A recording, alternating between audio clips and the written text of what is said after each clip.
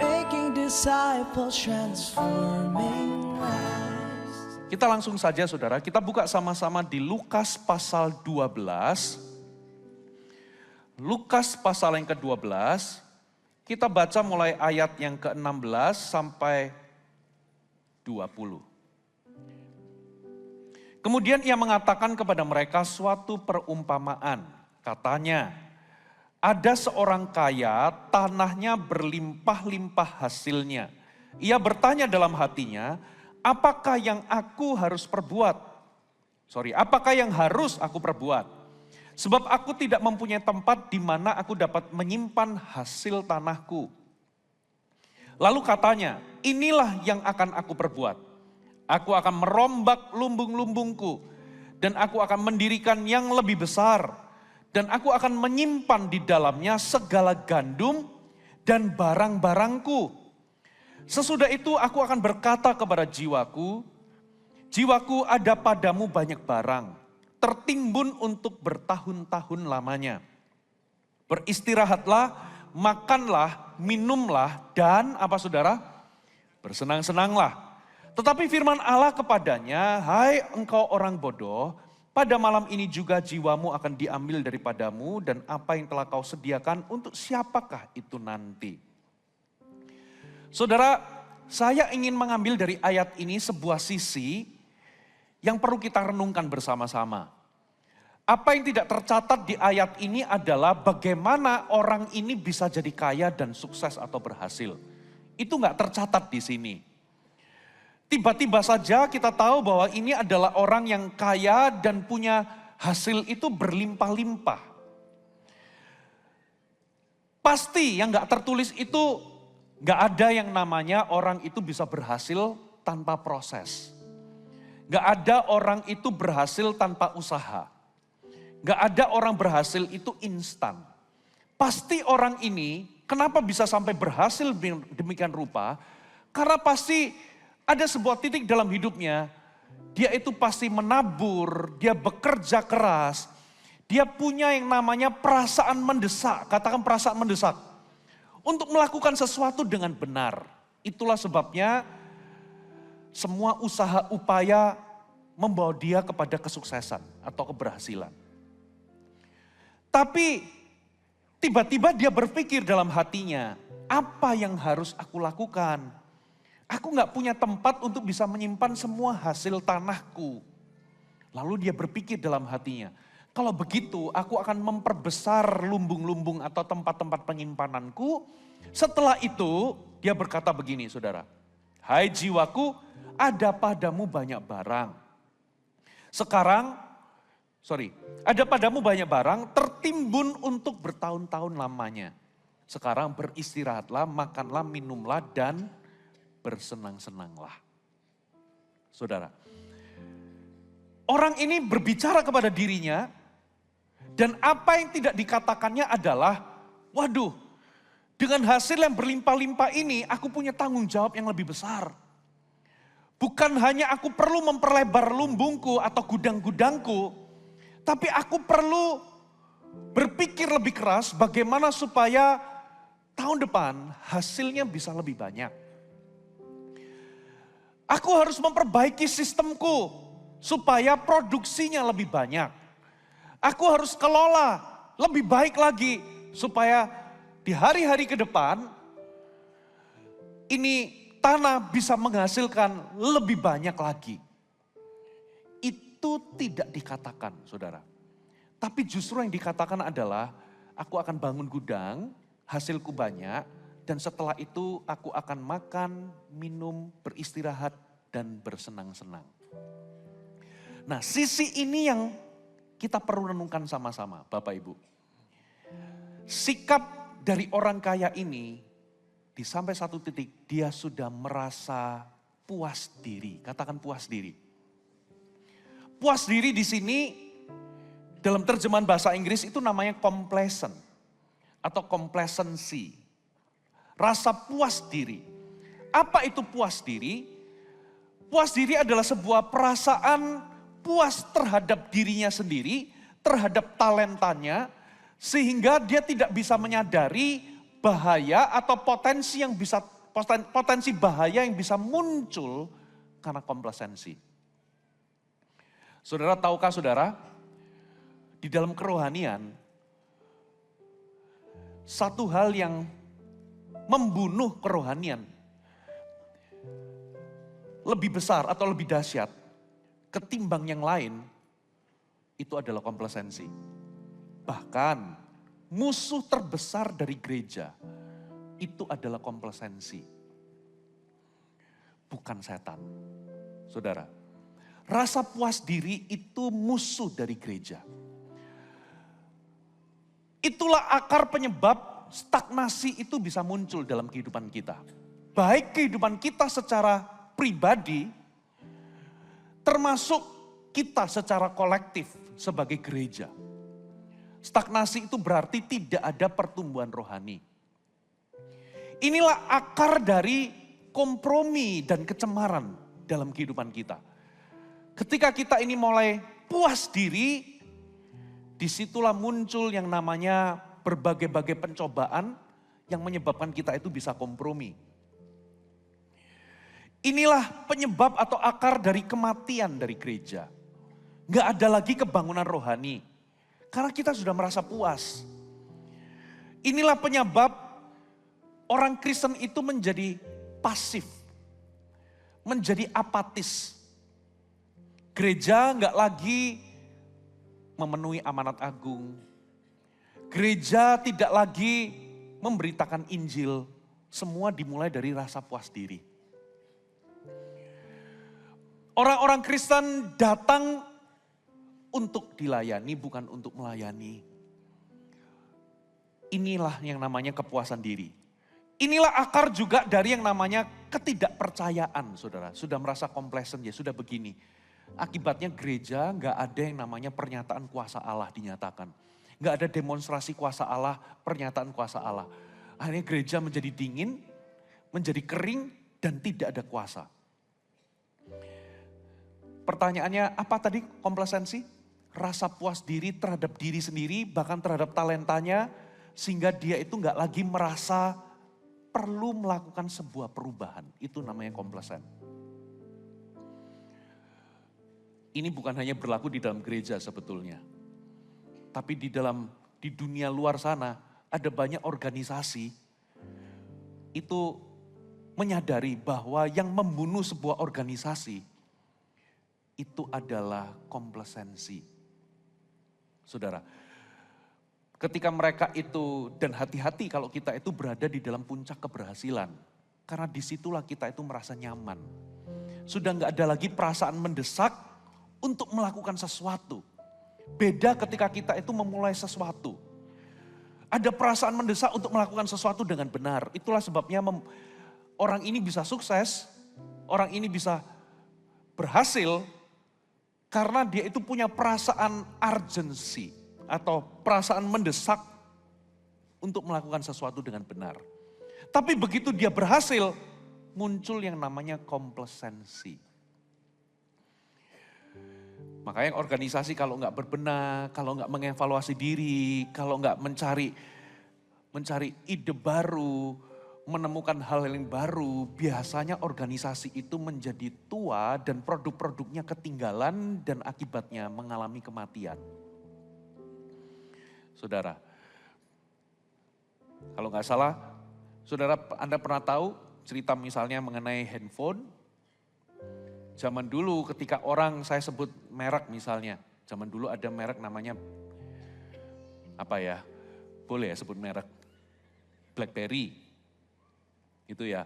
Dulu orang pakai handphone itu bangga. Di situ ada apa namanya? Ada touch-nya itu lengkap. Seperti keyboardnya komputer. Lalu di tengahnya itu ada tombol, ada bolanya. Kalau kita bisa pakai itu bangga. Gitu ya. Tiba-tiba setelah mencapai kesuksesan tertinggi, tiba-tiba muncul generasi baru, handphone yang semuanya kaca, tidak ada touch-nya di sini. Yaitu iPhone seri pertama. Ya semuanya itu touchscreen. bahkan bisa internet. Setelah itu saudara, generasi BlackBerry yang sukses tiba-tiba lenyap dari pasaran. Tiba-tiba jadi RIP. Itulah bahaya dari komplasensi ketika kita merasa nyaman. Secara rohani, kita nggak boleh komplasen, saudara. Tengok kanan kiri, katakan kita nggak boleh komplasen.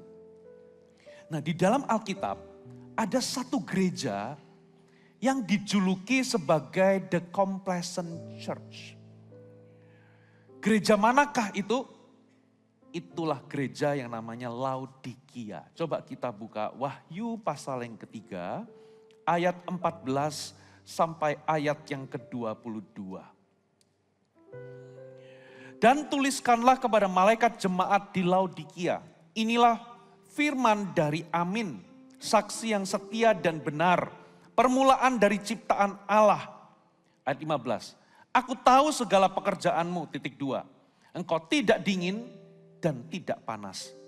Alangkah baiknya jika engkau dingin atau panas. Maksudnya apa? Ayat 15 ini bukan pujian, saudara. Satu-satunya gereja yang tidak dipuji satupun oleh Tuhan itu adalah Laodikia. Kalau Anda baca di situ kan ada 7 jemaat, surat kepada 7 jemaat di kitab Wahyu.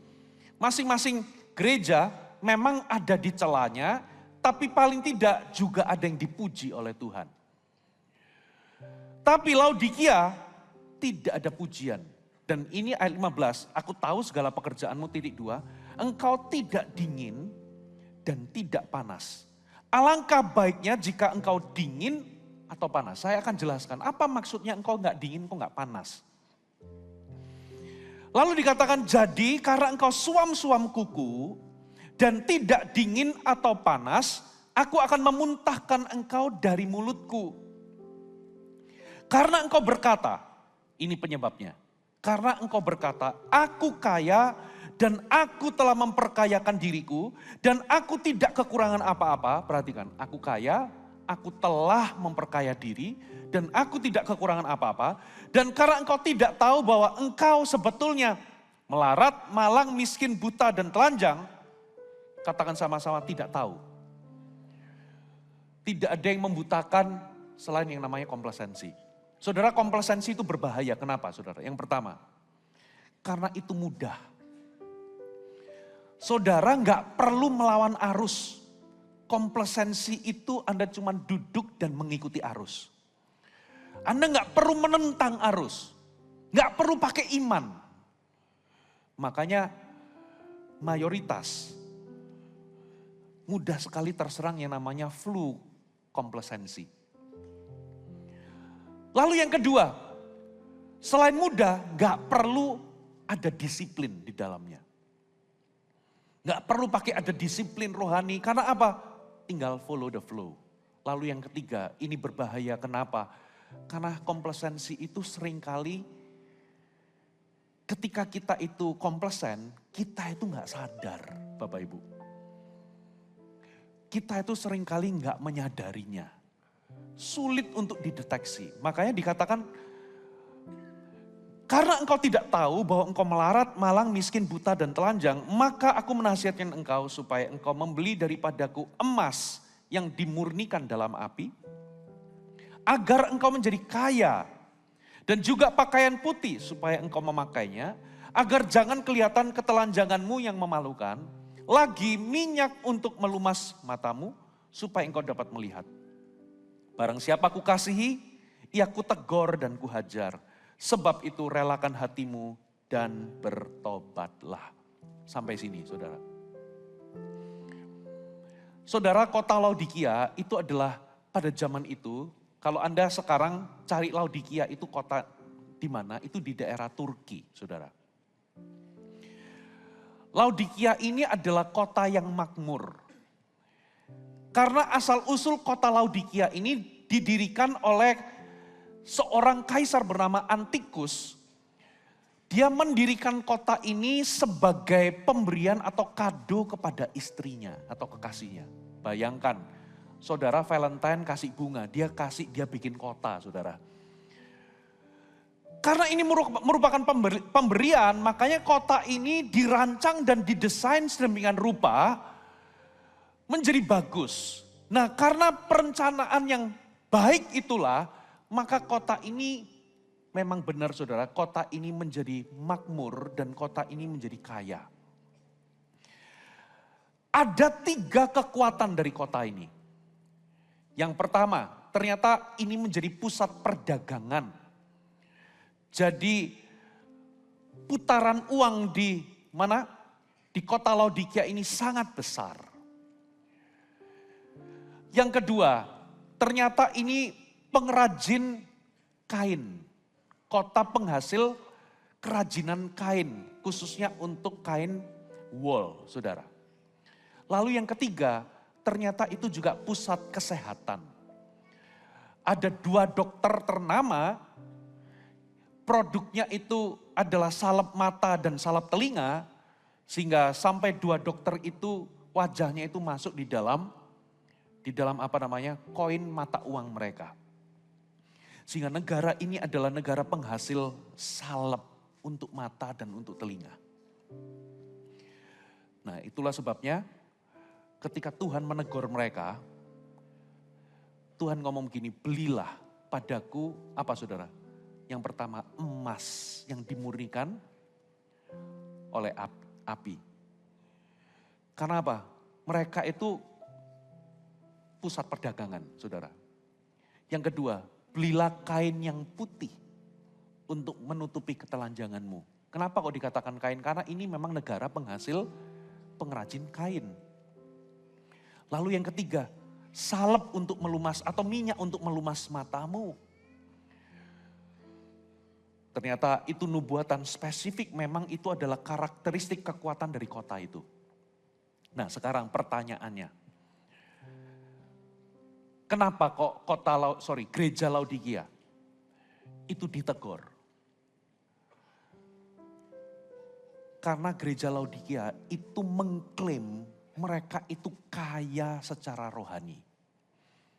Sekalipun demikian, saudara, memang benar gereja mereka itu makmur, saudara. Hari ini itu ada 3 peninggalan gereja besar. Masih ada reruntuhannya, masih ada sisa-sisanya.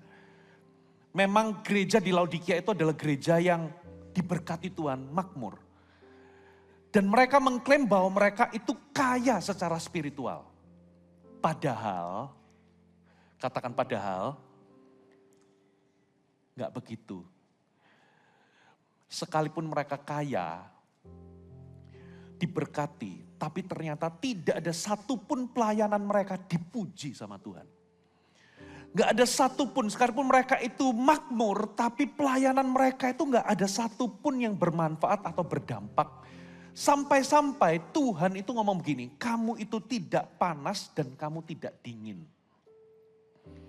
Coba lihat saya ya, ada 2 kota di sampingnya kota Laodikia. Ya, saya menghadap sana ya supaya saya nggak bingung pemetaannya. Ini Laodikia. Ada 1 kota di sebelah kiri atasnya itu namanya Hierapolis. Lalu ini Laodikia ya, lalu di sebelah sininya itu ada Kolose. Tahu nggak Hierapolis itu terkenal dengan apanya? Itu kota punya pemandian air panas untuk pengobatan. Sementara yang di sebelah kanannya, itu kota Kolose itu terkenal dengan airnya yang sejuk dan segar. Sehingga ketika diminum itu bisa membuat kesegaran. Sementara kota Laodikia, airnya itu menjijikan. Orang kalau minum airnya itu mual dan muntah. Tuhan ngomong gini, alangkah baiknya kamu itu seperti Hierapolis atau seperti Kolose. Engkau panas atau engkau dingin, maksudnya apa? Engkau itu berguna, pelayananmu itu berdampak. Tapi karena engkau gak berguna dan gak berdampak, engkau suam-suam, aku akan memuntahkanmu. Seperti air yang ada di Laodikia itu gak bisa dikonsumsi, saudara.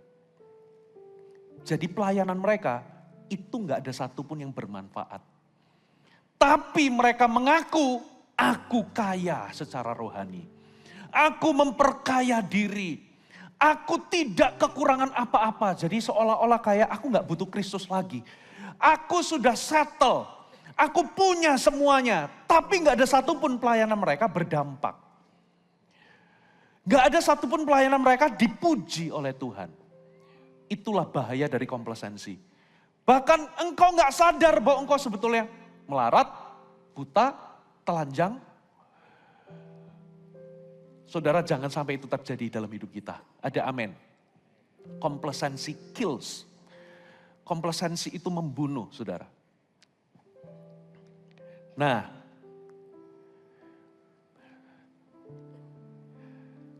hari ini bagaimana antidot dari komplasensi?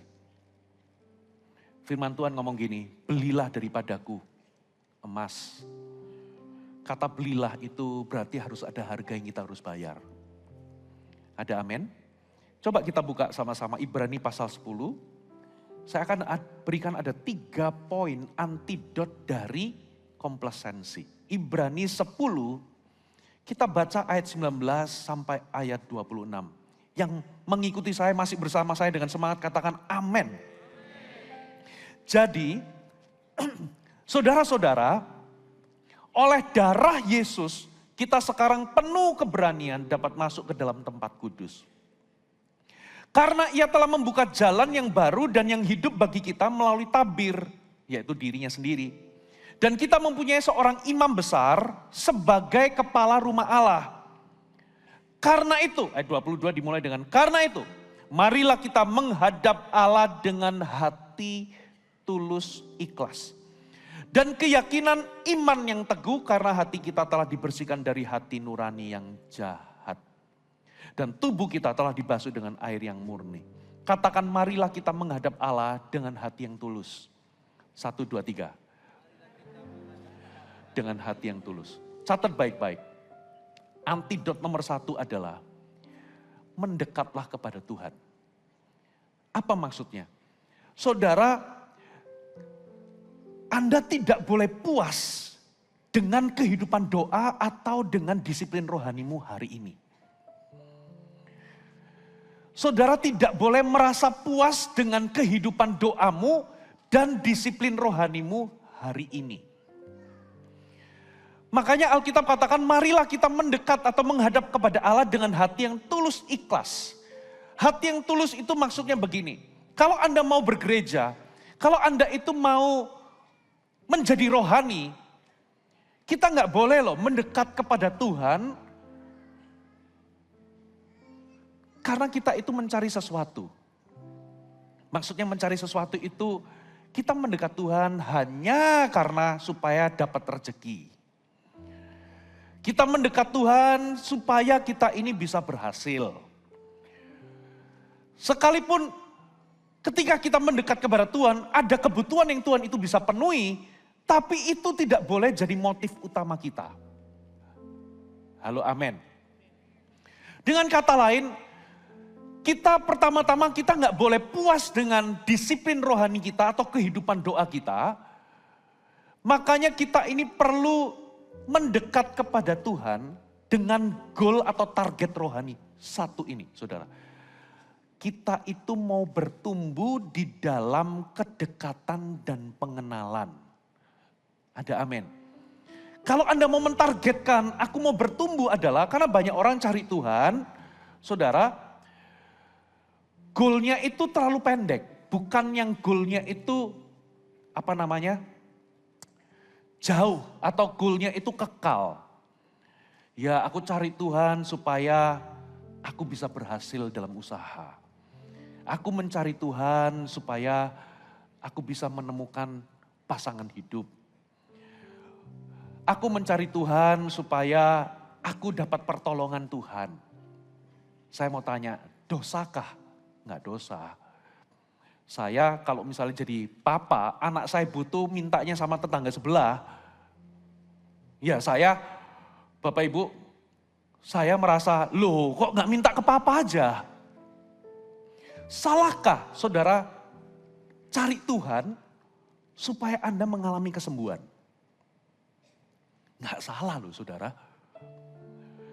Kalau saya baca di Alkitab, Yesus itu nggak pernah loh menolak orang itu ketika minta didoakan kesembuhan itu nggak pernah kasar dan menolak. Nggak pernah ngomong begini Yesus, kamu motivasimu salah, kamu kok cari aku supaya kamu sembuh. Enggak, siapapun yang butuh, Tuhan Yesus jamah. Ada orang yang kusta berkata, Tuhan, maukah engkau mentahirkan aku? Yesus nggak jawab, kamu motivasimu cari aku, cari kesembuhan atau apa? Enggak, langsung dilayani. Langsung Tuhan berkata, aku mau. Katakan amin.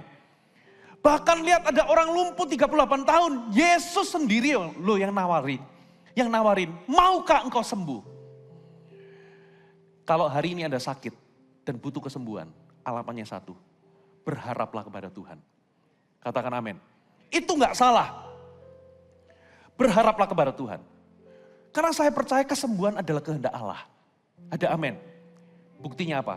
Siapa kalau Anda sakit kepala masih minum obat? Siapa kalau Anda sakit masih ke dokter? Berarti kenapa Anda minum obat? Supaya sembuh. Kenapa Anda ke dokter? Supaya sembuh. Kenapa kita menghalangi orang yang sakit berharap kepada Tuhan? Tuhan, nyatakan kuasa-Mu. Kalau Anda hari ini kalau pusing aja masih minum obat. Tapi orang Kristen yang dewasa, dia tahu jelas bahwa kita mencari Tuhan bukan untuk hal-hal itu saja. Ada goal tertinggi. Kita mencari Tuhan adalah supaya kita bertumbuh dalam pengenalan dan bertumbuh di dalam kedekatan. Katakan amin. Saya dengar Pastor Philip pernah ngomong, kita nggak boleh loh merasa sok kenal dan sok dekat. Ya, kita nggak boleh merasa aku ini yang paling dekat sama Tuhan. No. Tapi kita bisa berharap mengejar, kita bertumbuh dalam pengenalan dan kita bertumbuh dalam kedekatan. Halo amin. Bagaimana cara kita tahu bahwa kita ini kenal sama Tuhan? Kalau Tuhan kenal juga sama kita.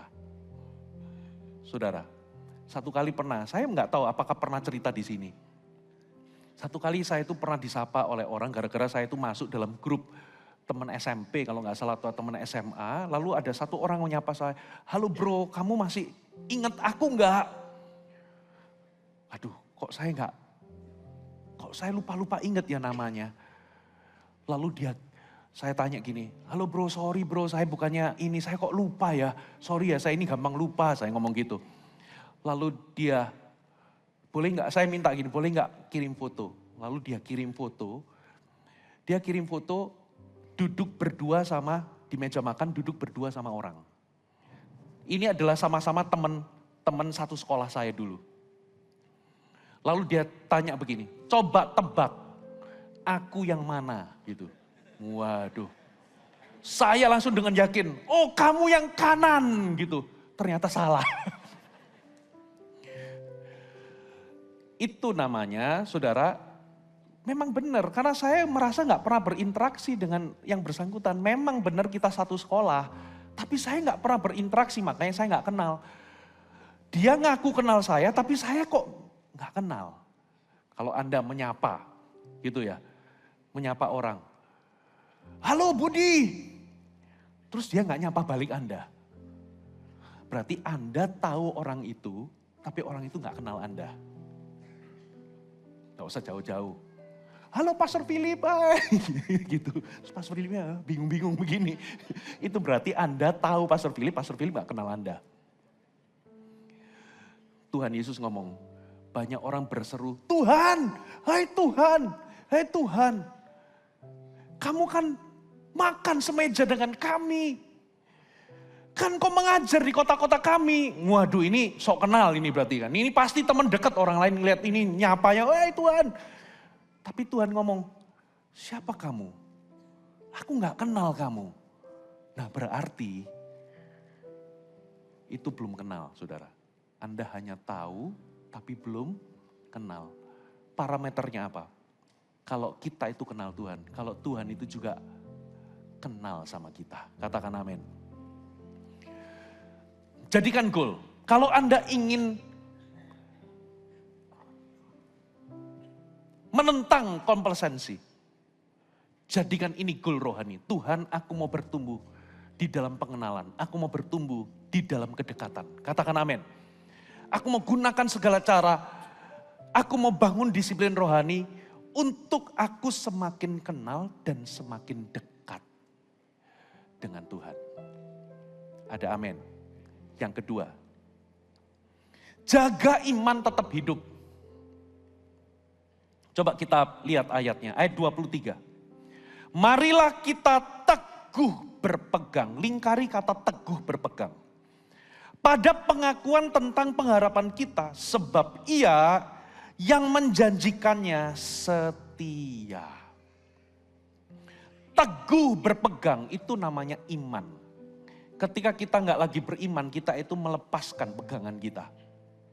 Saudara, apa maksudnya? Begini saudara, apa maksudnya jaga imanmu tetap hidup? Saudara harus tahu bahwa iman tanpa perbuatan itu mati. Ada amin. Iman kalau nggak ada disertai dengan perbuatan atau tindakan, pada dasarnya kalau iman itu hanyalah berupa keyakinan, tapi nggak disertai tindakan, biasanya itu iman yang mati. Jadi apa yang harus kita lakukan? Kita harus mengambil tindakan tertentu untuk menjaga iman kita tetap aktif dan tetap hidup. Contoh, yang pertama, saudara harus punya visi atau punya mimpi. Saudara harus punya target iman. Karena apa? Punya mimpi atau punya visi itu ekspresi dari iman. Karena iman adalah dasar dari segala sesuatu yang kita harapkan. Berarti orang gak mungkin bisa punya harapan atau berharap, gak mungkin bisa punya visi, punya mimpi kalau gak ada iman. Makanya orang yang punya iman, dia pasti ekspresinya. Dia punya mimpi, dia punya visi, dia punya goal, dia punya target iman. Halo amin. Karena dengan Anda punya mimpi, dan mimpimu harus cukup besar, itu menjaga imanmu tetap aktif. Menjaga imanmu tetap hidup. Saudara. Lalu yang kedua, saudara perlu libatkan dirimu di dalam pekerjaan Tuhan secara sengaja. Saya mau kasih contoh. Ketika di gereja, di GMS terjadi kegerakan misalnya penginjilan. Misalnya ada KKR. Yang lain mungkin cuma datang menikmati KKR. Tapi Anda jangan begitu. Anda harus punya target. Aku mau bawa siapa? Aku mau menangkan siapa? Karena memenangkan jiwa itu peperangan rohani loh Bapak Ibu. Anda harus berdoa syafaat, mungkin Anda perlu puasa, belum lagi kalau iblis itu berusaha membuat orang ini gak datang di gereja menghalang-halangi, karena iblis bisa menghalang-halangi. Anda perlu bergumul di dalam doa, Anda perlu menyiapkan iman dan mental untuk berani menceritakan tentang Yesus, Anda perlu mendoakan, belum lagi. Saudara, ketika Anda beritakan Injil, ada resiko Anda ditolak. Tapi dengan Anda melibatkan diri, imanmu itu aktif. Anda tidak boleh pasif. Katakan amin. Lalu di GMS, di bulan ini contoh simple saudara. Saya ini memberikan Anda jalan yang praktis untuk Anda praktek. Di bulan ini adalah bulan sukacita di dalam melayani. Minggu lalu Pastor Yudi ngomong bahwa nanti akan ada Servolution, dibuka Servolution. Bapak Ibu, libatkan dirimu di dalam melayani. Halo amin. Orang yang melayani dengan orang yang dilayani itu beda. Bedanya di mana saudara? Beda di imannya. Kalau Anda datang di sini, misalnya Anda datang untuk dilayani, Anda datang untuk misalnya beribadah saja, Anda nggak perlu pakai ada pengorbanan, nggak perlu lagi ada bayar harga, harus datang pagi-pagi, harus doa dulu, nggak boleh terlambat dan sebagainya. Anda tinggal terima. Contoh retreat, kalau Anda peserta, apa bedanya dengan panitia?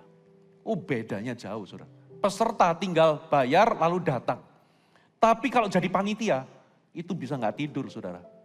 Harus nyiapin name tag, harus datang lebih awal, harus sewa bis, harus ngatur bisnya, harus ngatur AC-nya, harus ngatur ininya, itunya dan sebagainya. Setelah semuanya bubar tidur malam-malam, mereka bubar tidur, ya peserta tidur, panitia masih meeting sampai jam 2 pagi. Betul atau betul? Bedanya di mana? Di pengorbanan. Tapi kemuliaannya lebih besar, saudara. Libatkan diri Anda melayani. Ayo masing-masing pasti punya kelebihan, pasti punya kekuatan. Ya, aku merasa nggak punya talenta apapun, nyanyi nggak bisa, ini nggak bisa, itu nggak bisa. Anda masih bisa tersenyum kan? Jadilah asyir. Katakan amin. Pastor Fuji, aku ini, maaf ya, memang nggak semua orang bisa nyanyi. Aku ini mau melayani apa, aku nggak bisa nyanyi. Bisa. Tim pengatur ibadah, service production. Itu nggak butuh suara merdu, saudara. Halo, amin. Tim multimedia, make up artis. Aduh, Pastor Fuji nggak bisa nyanyi, nggak bisa make up. Aku cuma bisa doa. Berdoalah, katakan amin. Saya tadi pagi ceritakan pendoa kita itu dahsyat-dahsyat, militan-militan, saudara. Kalau kumpul berdoa, nggak peduli nadanya sama atau nggak sama, mereka tetap nyanyi sampai akhir. Gitu ya. Makanya ketua tim menara doa itu biasanya kesulitannya apa? Ada yang cerita sama saya, iya kok saya ini sudah mencoba untuk mendominasi suara, tapi nggak bisa mengubah suara. Tetap miring semua, tapi nggak apa-apa, nyanyi dari awal sampai akhir, hadirat Tuhan tetap kenceng. Halo, haleluya, ada amin. Tapi kalau Anda nggak bisa nyanyi, ya jangan jadi penyanyi. Libatkan dirimu di dalam melayani. Ada sukacita sudah di dalam melayani. Temukan sukacita di dalam melayani. Iman itu seperti otot. Katakan iman seperti otot. Perlu dilatih.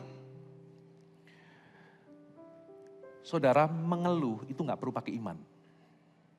Komplain nggak perlu pakai iman. Beneran, saudara. Tapi melayani itu perlu pakai iman. Kenapa, saudara? Saya pernah satu kali, ada satu orang pelayan Tuhan kita, dimarahin orang di KKR waktu itu di kota Jakarta. Dimarahi orang, orangnya itu betul-betul marahnya itu marah betul. Satu kali ada petugas pelayan kita itu menyetop orang untuk, Pak nggak bisa pergi ke atas karena ini sudah full, karena ini acara khusus Pastor Philip waktu itu khotbah. Ini kalau diisi lagi itu bahaya karena apa? Public area sudah penuh dengan manusia. Kalau naik eskalator bisa bahaya. Maaf ya Pak, Bapak gak bisa masuk. Saudara dimarah-marahi. Saudara, ini anaknya orang loh saudara. Gak dibayar loh sama gereja. Dia dimarah-marahi, tapi yang luar biasa dia ini gak ikut marah. Dia tetap sabar sampai difotoin gini-gini. Dia mari kamu akan begini ya. Karena orangnya mungkin tersinggung karena nggak boleh naik. Di dalam melayani itu ada begitunya. Komplain nggak perlu pakai iman. Tapi melayani untuk tetap tersenyum walaupun disemprot. Itu perlu pakai iman saudara. Betul atau betul? Dengan demikian imanmu itu hidup. Ada tantangan di dalam melayani saudara. Ada pengorbanan. Saudara tinggal pilih, Anda mau duduk di kumpulan pencemooh atau tidak. Di kumpulan pencemooh itu gak perlu pakai iman. Tinggal komplain, tinggal ngomong, gak perlu pakai iman. Tapi untuk melayani, sometimes itu membutuhkan banyak iman. Karena di dalam pelayanan itu banyak tantangan, saudara. Ada banyak gesekan. Tadi pagi saya sempat cerita saudara.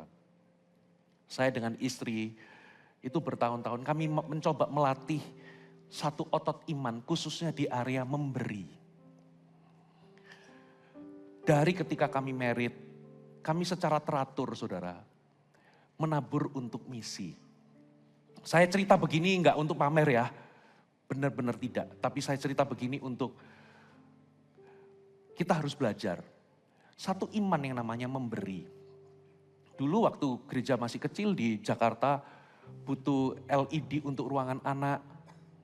Kami datang ke pemimpin waktu itu, ke gembala, kok boleh nggak saya nabur untuk ininya? Saudara, Anda kalau memberi itu nggak harus Anda punya segalanya atau sudah kaya. Waktu itu gesek cicilan 0% bisa dicicil 12 bulan. Kami belikan TV-nya boleh enggak? Kami belikan TV yang kita pasang, lalu kita cicil selama 12 bulan. Karena kita nggak bisa beli cash. Lalu di ruangan ibadah, itu masih kecil, itu butuh TV flat pertama kali itu muncul. Butuh 2, kita datang, boleh enggak kami memberi? Kita belajar melatih iman, saudara. Sampai sekarang, gitu ya, sampai sekarang muncul yang namanya Breakfast with God. Ini jadi kesempatan bagi kita untuk melatih iman. Istri saya ngomong gini, ya kita berdua, kita mau komitmen ya, setiap tahun kita mau menaikkan level pemberian kita. Ya, seringkali memang saya mengakui, yang sebut angka pertama itu kebanyakan istri.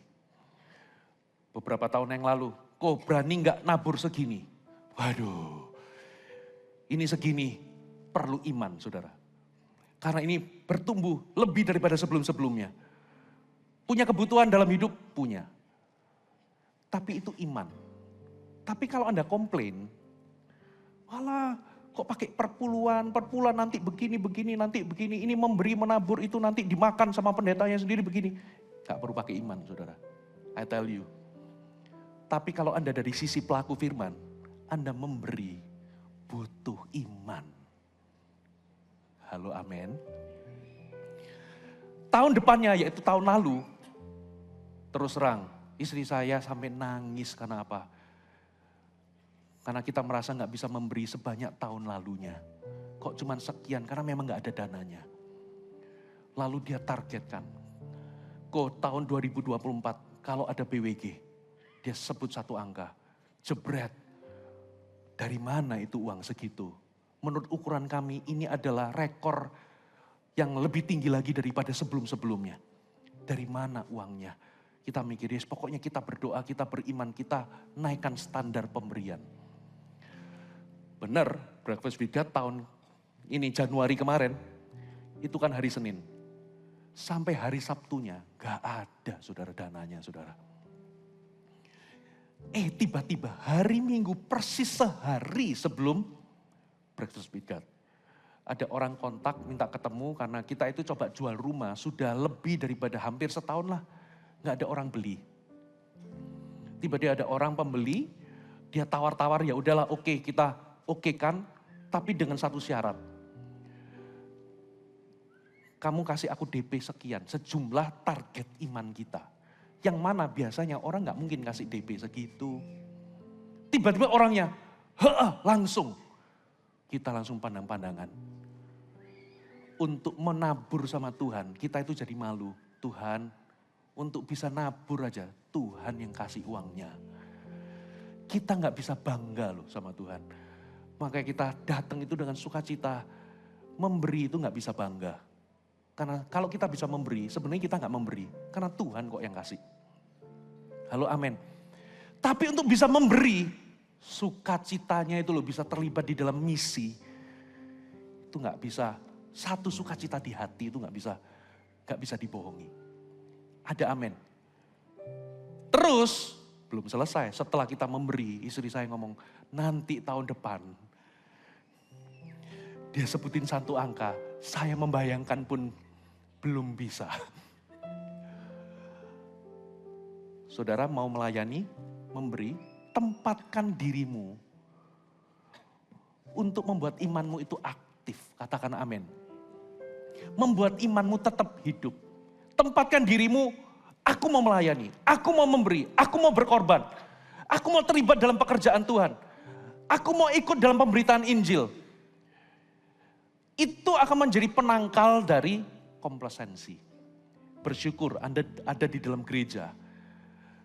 GMS itu kepanjangan gereja moving selalu. Bergerak terus. Gak berhenti-berhenti loh GMS itu. Anda perlu bersyukur. Nah bagian Anda jangan jadi penonton. Katakan amin.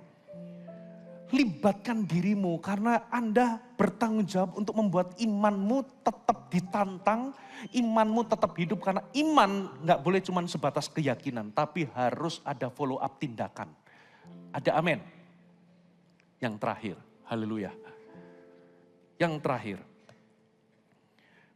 Kita baca ayatnya, kita baca di ayat yang keberapa tadi? 24 sekarang.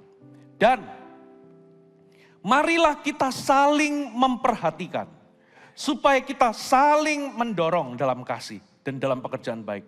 Janganlah kita menjauhkan diri dari pertemuan-pertemuan ibadah kita seperti yang dibiasakan beberapa orang. Dan marilah kita saling menasihati dan semakin giat melakukannya menjelang hari Tuhan yang mendekat.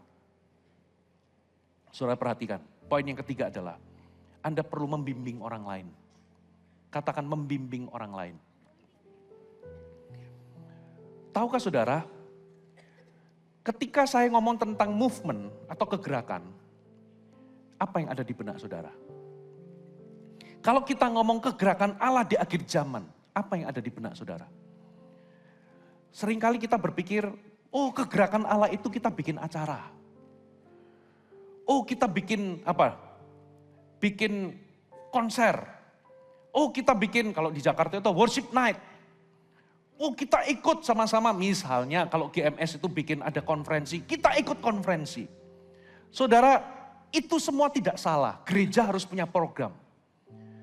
Tapi hanya ikut konferensi itu belum membuktikan Anda betul-betul bergerak. Karena setelah konferensi itulah game-nya, game sesungguhnya. Katakan amin.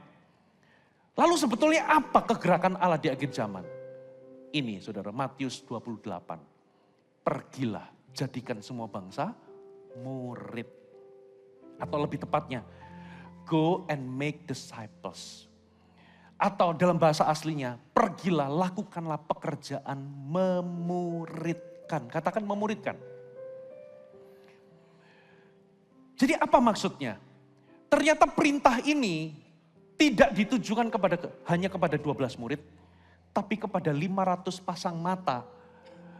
Semua orang-orang percaya pada zaman itu, berarti tugas memuridkan itu bukan hanya tugas para rasul atau pendeta-pendeta, tapi itu tugas semua orang percaya. Ada amin. Tapi Pastor Fuji, aku gak bisa, memuridkan itu gimana? Saudara, memuridkan itu sangat sederhana, sehingga pada zamannya Yesus, nelayan pun murid-murid Yesus bisa melakukannya. Terus apa definisi memuridkan? Definisi pemuridan, sederhana. Perhatikan ucapan saya, saking simpelnya semua orang bisa melakukan. Memuridkan itu adalah menolong atau membimbing orang lain mengikut Yesus. Supaya orang itu juga bisa melakukan hal yang sama kepada orang lain. Sesimpel itu. Menolong orang, membimbing orang untuk ikut Yesus. Katakan amin. Saudara harus berada di posisi ini. Maksudnya bagaimana? Saudara perlu ada di posisi membimbing orang lain. Memang ada beberapa di antara Anda, mungkin masih baru bayi rohani. Posisinya Anda dibimbing, bukan membimbing. Gak apa-apa. Take your time. Gak ada orang bayi baru lahir langsung main basket, gak ada.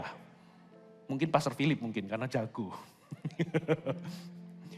Semua bayi ya pasti minum susu dan disuapin. Gak ada bayi begitu lahir ngaduk susu sendiri. Gak ada. Kalau Anda memang fasenya dibimbing, take your time. Berikan dirimu dimuridkan. Katakan amin. Tapi setelah itu Anda gak boleh berhenti di situ. Salah satu penyebab komplasensi adalah banyak orang Kristen mentalnya itu mentalitas konsumen atau consumerism. Menerima. Kita menerima, kita dengar banyak khotbah, kita bahkan dimuridkan orang. Tapi dari orang yang dengar khotbah, dimuridkan, banyak loh yang tidak mau memuridkan. Jadi maunya menerima, tapi gak mau meneruskan.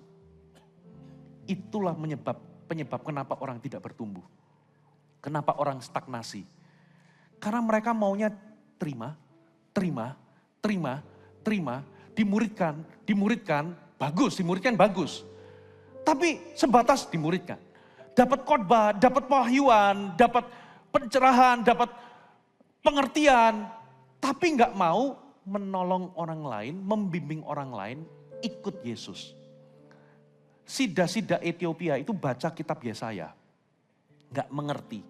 Muncul, saudara, Filipus muncul, mengertikah apa yang kau baca? Sida-sida Ethiopia itu berkata, bagaimana aku bisa mengerti kalau nggak ada orang yang membimbing aku?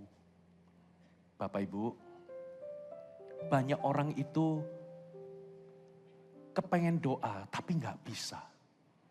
Jangan dihakimi, tapi karena memang nggak ada yang membimbing. Gimana sih caranya saat teduh? Gimana sih caranya berdoa? Butuh orang yang bimbing, katakan amin. Ada orang itu kepingin lepas dari kebiasaan buruk, kepingin menang terhadap dosa. Tapi nggak tahu caranya. Karena apa? Nggak ada yang bimbing. Gimana sih caranya menang terhadap godaan? Gimana sih caranya menang sama yang namanya dosa?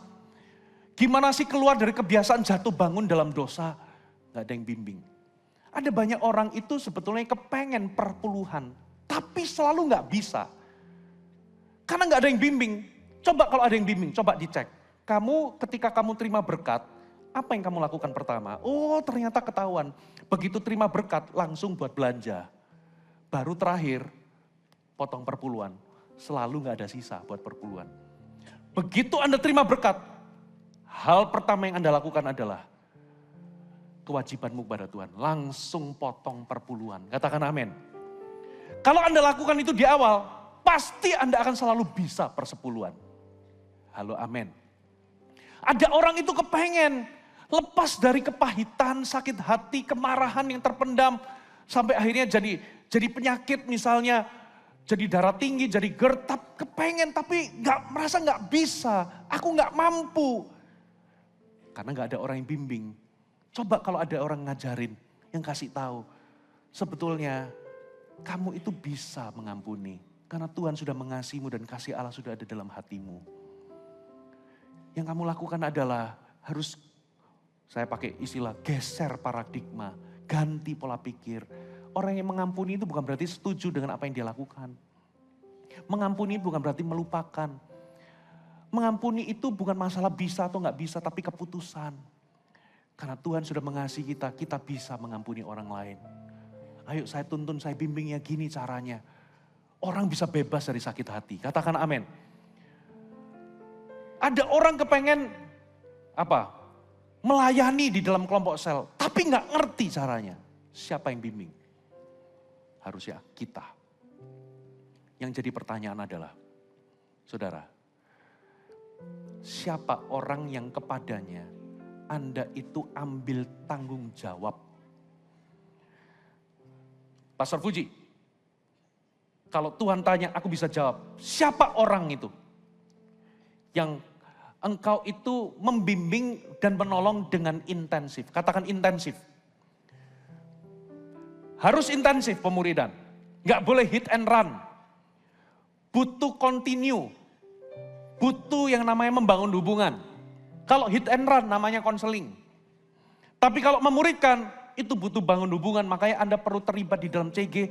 Dan Anda itu bisa ambil tanggung jawab kepada si A, si B, si C. Katakan amin. Kalau Roh Kudus tanya, bisa nggak Anda jawab dengan cepat? Oh ya, si A, si B, si C. Ini orang aku akan fokus, aku akan bangun hubungan, aku akan tanya kabar, aku akan cek kondisinya, bahkan aku akan ukur pertumbuhannya, aku akan nilai dia ada di level mana, dan aku mau bawa kemana, dan kalau dia perlu aku doakan, aku akan latih ini, aku akan bangun ini, dalam hidupnya aku akan ajari ini. Tapi Pastor Fuji, aku nggak bisa, aku nggak sekolah Alkitab. Saudara, Matius 28 itu berkata, ajarkan mereka segala sesuatu yang telah kuperintahkan kepadamu. Berarti apa saja yang Tuhan sudah ajar untuk Anda lakukan, teruskan, ajarkan ke orang lain. Katakan amin. Anda nggak perlu sekolah Alkitab untuk bisa memuridkan orang. Apapun yang Anda pernah dibimbing orang atau Tuhan itu latih sesuatu dalam hidupmu, Memang nggak sempurna, Anda belum jadi sempurna seperti Yesus, tapi paling tidak ada hal-hal yang Tuhan sudah ajar. Itulah yang Anda perlu teruskan, katakan amin. Jadi semua orang bisa melakukannya. Dengan Anda ambil tanggung jawab terhadap 1, 2, 3 orang, si A, si B, si C, Anda fokus intensif sama orang itu. Anda sedang berada di dalam peperangan terhadap komplasensi. Anda harus membimbing orang. Saya tutup dengan cerita ini, saudara. Ada seorang tokoh pemuridan. Ya, dia itu kegerakan yang saya lupa, kegerakannya apa. Pokoknya begini loh. Dia itu, satu kali dia itu nyetir. Dia mengendara, terus tiba-tiba di tengah jalan ada orang itu minta numpang. Ya karena ini di tempat tandus dan sebagainya, akhirnya dia menepi, ini seorang pendeta. Begitu dia masuk, langsung orang ini mengumpat. Tapi pakai nama Yesus. Umpatannya Amerika lah. Yesus Kristus bla bla bla bla. Kok panas sekali hari ini. Lalu pendeta ini merasa gak suka, kok dia pakai kata umpatan itu pakai nama Yesus. Pelan-pelan dia mulai memberitakan Injil. Dan dia terima Yesus di tempat, saudara. Bye-bye. Setahun kemudian, pendeta ini melewati jalan yang sama. Kebetulan di tengah jalan ada orang minta. Untuk apa? Numpang. Begitu dibuka, begitu masuk, orangnya mengumpat.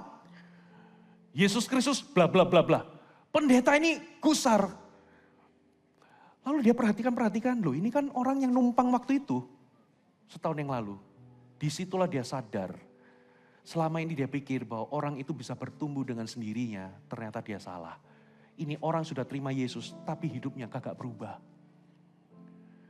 Makanya dia melakukan kegerakan pemuridan. Setiap orang Kristen harus bertanggung jawab atas orang Kristen yang lain. Satu cerita lagi ya.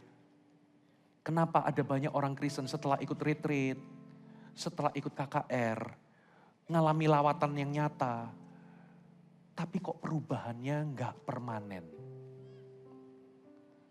Ternyata lebih daripada 80% orang yang kembali kepada dosa lama atau kebiasaan lama adalah orang-orang yang tidak melibatkan dirinya untuk membimbing orang lain.